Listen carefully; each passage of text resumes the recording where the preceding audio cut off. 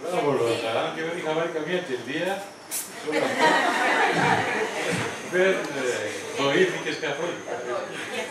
Μ' άρεσε, μ' άρεσε. Γιατί έγραψες έτσι σε αυτή την καταρρεύση?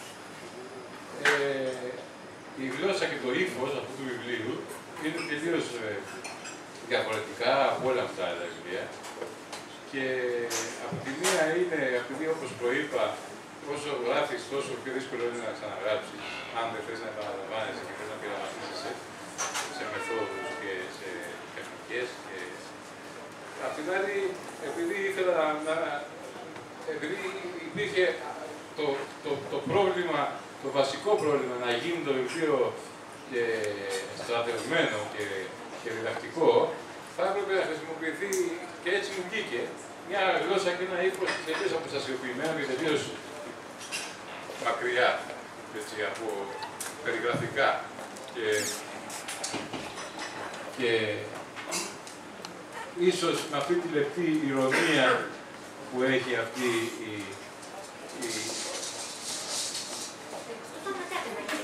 αυτό το ανακάτεμα της καθαρεύουσας της καθοδηγημένης, η λαϊκή καθαρεύουσα, ναι. Που μπορεί να κάνει, αυτό μπορεί να προσδώσει και να δώσει το χιούμορ διαστάσεις να το απογειώσει. Γιατί όχι και πολυτονικό. Αυτό πια είναι ζήτημα του εκδότη, ναι, γιατί...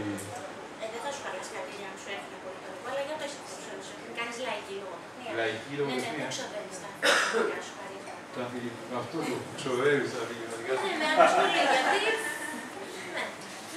Δεν γράφεις για τους 5-10 ανθρώπους που κινούν να κάνουν λίγο πράγματα, γιατί δεν γράφεις. Είναι τα καλύτερα να αλλά δεν θα σε ξέρα μου. Ναι, εσύ θα υπονοείς κάποια πράγματα που μου γραφτεί για κάποιους ανθρώπους, τα οποία εγώ δεν τα έχω διαβάσει. Να το πω, έγινε μια κριτική για το βίο του Ματίας Αλουσίου από την Ελισάβα του Κατζιά, την κόρη του πολύ σπουδαίου, πολύ μεγάλου Αλεξάνδρου Κοτζιά, που έχει κάνει πολιτική λογοτεχνία ο πατέρας της. Δεν της άρεσε το βιβλίο, ξεκίνησε λέγοντας ότι δεν έχω διαβάσει όλα τα βιβλία του Ζουγκού, αλλά αυτό μπλα μπλα μπλα μπλα μπλα. Γιατί αυτό το είχε διαβάσει. Μόνο αυτό διάβασε. Το διάβασε όλο το βιβλίο σίγουρα. Αμφιβάλλω. Του βρήκε διάφορα άλλα. Πιθανόν δεν ήταν το καλύτερό του, ήταν ένα πιο πιασιάρικο βιβλίο να το συζητήσουμε κλπ. Και κλείνει στο τέλος λέγοντας, αναγνωρίζοντας του τον ταλέντο που έχει αλλήμωνα, και λέει: έχω την απορία για ποιον ξοδεύει, εισπράττει, κερδίζει κτλ. Τα αφηγηματικά του χαρίσματα ο Ζούγκος. Για το ευρύ αναγνωστικό κοινό, κυρά μου, εμένα που φόβο. Εντάξει, είναι λάθος προσέγγιση τώρα. Το ξοδεύει τα αφηγηματικά του χαρίσματα είναι μια τσίπικη προσέγγιση, ότι εγώ ας πούμε έχω ένα χάρισμα και θα σας βλέπω από το ψηλού και θα σας κορίνω λίγο και αυτό το πράγμα δεν είναι προσέγγιση ανθρώπου που θέλει να μοιραστεί και θέλει να επικοινωνήσει. Έτσι, αυτό το πράγμα είναι κατακριτέο ως έκφραση επειδή είναι μικρόψυχο, είναι μικροψυχία. Δεν είμαστε δίδυμοι. Ο Ισίδωρος καταρχήν γράφει κάτι βιβλία 500 σελίδες. Όλα μαζί είναι 500 σελίδες. Για εσάς ότι γεφυρώνετε με τους μαγικούς, πόσο μεγάλα ταλέντα είστε. Δεν μπροστά, μη σας αναλύω, γιατί δεν θες να πας στους σχόλια. Εντάξει, γεφύρωσες με τον Παπαδιαμάντη, πάμε παρακάτω. Βέβαια, με ποιον γεφύρωσες και το αλλήμωνο, δηλαδή, έτσι. Εγώ δεν γεφυρώνω κανέναν. Στην ψυχή και στο μυαλό αυτού που διαβάζει υπάρχουν γέφυρες. Εγώ τα έχω πει τα βιβλία μου για συνομιλούν. Θα ξαναπώ. Όσα συνομιλούν με κάτι. Θα τα ξαναπώ. Το ανάμεσα στις ταινικές δεν συνομιλεί κάπως με το όνειρο του πρωτομάστορα Νικήτα του Άρη Χακίνου. Υπάρχει σχέση με τα δύο βιβλία. Η δεξιά τσέπη του Ράζου συνομιλεί με τον Άγγελο στο πηγάδι του Πρεβελάκη. Ο ήλιος με δόντια συνομιλεί με το μητέρα του σκύλου του Μάτες. Από εκεί και ύστερα, νομίζω ότι η Κωνσταντία και το λαγό Μαλή είναι τελείως πρωτότυπα. Και δεν συνομιλούν κανένα.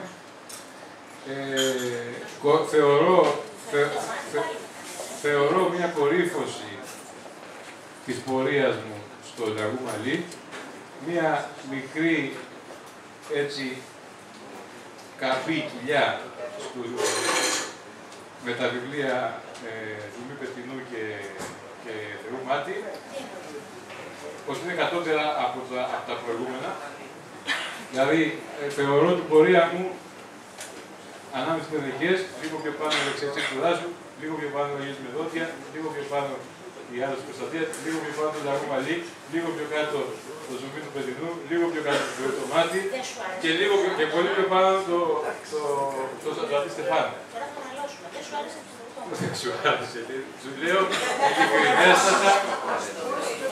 ειλικρινέστατα πώς κρίνω.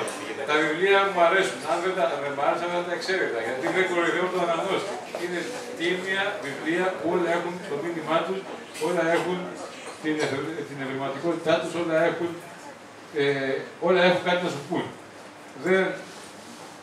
Δεν θα μπορούσα να εκδώσω ένα βιβλίο που δεν μ' αρέσει.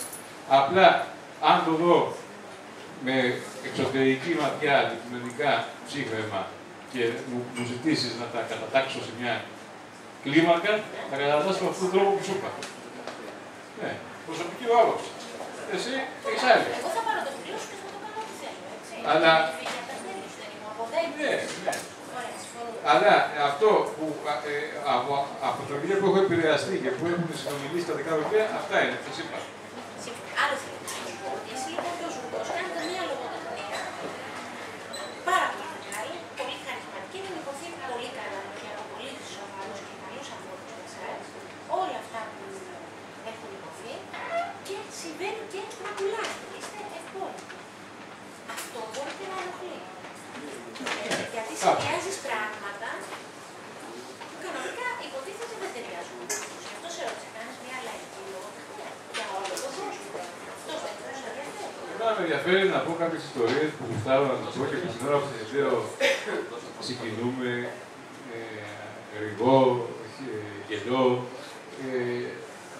Νιώθω τον αναγνώστη ότι εκείνη την ώρα και γουστάρω την ώρα που θα το διαβάσει, σκέφτομαι εσένα και γουστάρω την ώρα που θα το διαβάσει. Εγώ δεν μπορούσα να το καθένα. αυτό, γιατί αν έβαζες τις αναγνωστικές ανταποκρίσεις και εκεί εγώ μπερδεύτηκα. Λέω, από ένα σημείο μετά λέω, πού γιατί γελάς. Τώρα πώς είναι δυνατόν εδώ να γελάνε. Πριν το διαβάσει. Πριν το διαβάσει. Ναι, και μετά όταν το διάβασα, εντάξει, κατάλαβα γιατί γελάνε, αλλά δεν είναι για γελάνε. Είναι και για κλάμα. Θα αποφάσεις και να κάνεις πάντα. Εντάξει, ο καθένας μπορεί να πάρει το βιβλίο αυτό που παίρνει αυτό που μπορεί. Τα βιβλία είναι όσα έχει αναγνώστες. Το βιβλίο είναι όσα έχει αναγνώστες.